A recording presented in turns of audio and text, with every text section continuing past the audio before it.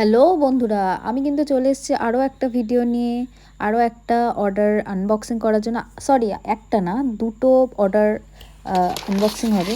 তো তোমরা দেখে বলো এই টি শার্টগুলো তোমাদের কার কার আছে, কারা কারা এই সেম টি শার্ট কিনেছো বা ব্যবহার করেছো এবং কেমন লেগেছে তোমাদের, অবশ্যই কিন্তু জানিও।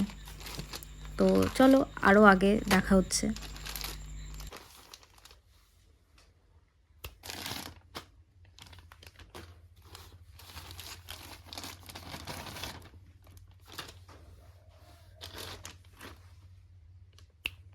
আর হ্যাঁ, তোমাদের কিন্তু বলে রাখি, এই টি শার্টগুলো কিন্তু আমার না, এগুলো কিন্তু আমার মায়ের। তোমরা সাইজ দেখে নিশ্চয়ই বুঝতেই পারছো, এটা হচ্ছে ডবল এক্সেল সাইজ। সো এগুলো আমার মায়ের জন্য অর্ডার দেওয়া, যেটার আনবক্সিং আমি করছি। তোমরা কিন্তু দেখে বলো যে টি শার্টগুলো কেমন হয়েছে। এই অরেঞ্জ কালারে যেটা দেখছো এটা কিন্তু আমি পছন্দ করেছি, আর এই নীলটা আমার মা। এটা কিন্তু অন্য আরেকটা অর্ডার। টান দিলে ছিঁড়ে যাবে, এটা করতে হবে না।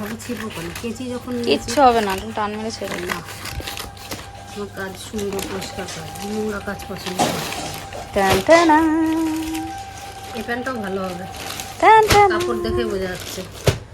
পরে দেখতে হবে না না, এটার আনবক্সিং তো আমার মা করছে। প্যান্টটা কেমন হয়েছে সেটা আমার মায়ের মুখ থেকেই শুনে নাও।